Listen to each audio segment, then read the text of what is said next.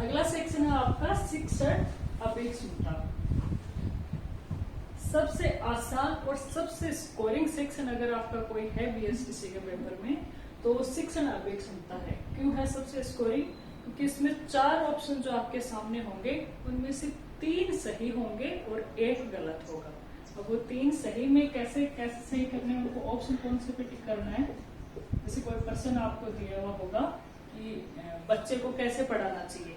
बच्चे को पढ़ाने के अलग अलग तरीके हैं। कोई टीचर है जो बच्चे को प्रैक्टिकली समझा के पढ़ाता है, कोई जो बुक है उसी को प्यार से समझा के पढ़ाता है, कोई बच्चे को सजा दे के पढ़ाता है। तो एक ऑप्शन होगा जो सबसे गलत होगा, तो बच्चे के साथ गलत हो रहा है वो ऑप्शन उसमें होगा कि इस तरीके से तो बिल्कुल नहीं पढ़ाना चाहिए। तो जो सबसे सही ऑप्शन क्या है कि बच्चे को प्रैक्टिकली पढ़ाओ। अगर आपने उस उत्तर पे टिक किया है तो आपको 3 नंबर मिलेंगे। दूसरा, अगर आपने प्यार से थ्योरी के साथ पढ़ाओ, इस उत्तर पे अगर आपने टिक किया है तो आपको 2 नंबर मिलेंगे। तीसरा था कि बच्चे को कभी कभी सजा देके पढ़ाओ, अगर उस पे किया तो आपको 1 नंबर मिलेगा। और एक ऑप्शन होगा जो बिल्कुल गलत होगा, अगर आपने उस पे टिक कर दिया तो आपको 0 नंबर मिलेंगे। तो देखिए, अगर आपने इन तीनों में से कोई सा भी ऑप्शन पे क्लिक किया है तो आपको नंबर जरूर मिलेगा। बस वो सबसे सही पे किया तो 3 नंबर, फिर 2 नंबर, फिर 1 नंबर, इस तरह से होता है। तो इसमें बच्चों के 140 तक भी मार्क्स आते हैं। बिल्कुल सबसे ज्यादा मैक्सिमम स्कोरिंग अगर कोई सेक्शन है तो आपका ये शिक्षण अभिक्षमता ही है। और सबसे आसान सिलेबस है और सबसे छोटा सिलेबस भी इसी का ही है। चलिए देखते हैं इसमें कौन कौन से टॉपिक है। पहला टॉपिक है आपको शिक्षण अधिगम। अच्छा, इसके प्रश्नों को हल कैसे करना है?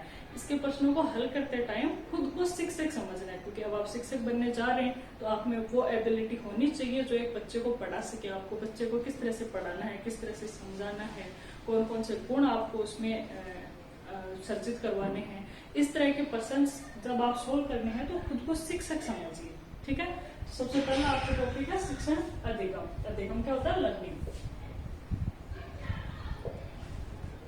अधिगम होता है लर्निंग, कि जब आप बच्चे को पढ़ा रहे हैं तो आपके पढ़ाने का तरीका क्या होना चाहिए, कौन कौन से तरीके से आप उसको लर्निंग करवा सकते हैं, ये सेक्शन में होने वाला है। दूसरा है नेतृत्व गुण। अब एक शिक्षक है, जो शिक्षक की जो छवि है वो अपने समाज में एक लीडर के जैसे होती है, वो सारे समाज को मार्गदर्शन देता है। तो आप में वो लीडरशिप स्किल होनी चाहिए। इस तरह के क्वेश्चन नेतृत्व गुण में। अगला आपका टॉपिक है सृजनात्मकता। इसमें आपको ऐसे क्वेश्चन मिलेंगे कि किस तरह से बच्चों में क्रिएटिविटी जनरेट की जाए, वो प्रश्न आपको सृजनात्मकता में मिलेंगे। अगला है आपका सतत एवं व्यापक मूल्यांकन। किस तरह से बच्चों का मूल्यांकन करना चाहिए, शिक्षण प्रक्रिया का उद्देश्य क्या होना चाहिए, बच्चों का आप रिजल्ट है वो किस तरह से उसमें सुधार करेंगे। बचपन में जो गवर्नमेंट स्कूल वाले बच्चे हैं उनको एक टास्क होती थी मूल्यांकन कार्य, अगर आपको याद हो तो वो सेक्शन आप इस मूल्यांकन में आने वाला है। नेक्स्ट है कम्युनिकेशन स्किल। अच्छा, इस सेक्शन को आप जितना इंग्लिश में पढ़ें उतना आपको इसकी लैंग्वेज समझने में आसानी रहेगी। हिंदी में संप्रेषण कौशल और इंग्लिश में कम्युनिकेशन स्किल। तो टीचर की कम्युनिकेशन स्किल है वो ऐसी होनी चाहिए कि बच्चे आसानी से उसको समझ सकें। अब वो कम्युनिकेशन स्किल के क्या क्या पार्ट हैं, किस तरह से बच्चों को समझाना है, वो सारे इस कम्युनिकेशन स्किल चैप्टर में आने वाला है। नेक्स्ट आपका प्रोफेशनल एटीट्यूड। अब देखिए, प्रोफेशनल एटीट्यूड आपका प्रोफेशन क्या होने वाला है, आप शिक्षक बनने जा रहे हैं। शिक्षक बनने जा रहे हैं तो आप में वो एटीट्यूड भी होना चाहिए शिक्षक बनने वाला। तो ये जो प्रोफेशनल एटीट्यूड है, किस तरह से एक शिक्षक है वो समाज का नेतृत्व करे, किस तरह से वो बच्चों को हैंडल करे, वो सारा प्रोफेशनल एटीट्यूड में आने वाला है। नेक्स्ट आपका सामाजिक संवेदनशीलता। एक शिक्षक में समाज के प्रति संवेदनशीलता भी होनी चाहिए, उसमें सेंसिटिविटी का नेचर भी होना चाहिए। वो सारे हैं, किस तरह से इसके प्रश्न बनेंगे वो हम आगे देखेंगे। ये सेक्शन इज संवेदनशीलता में आने वाला है।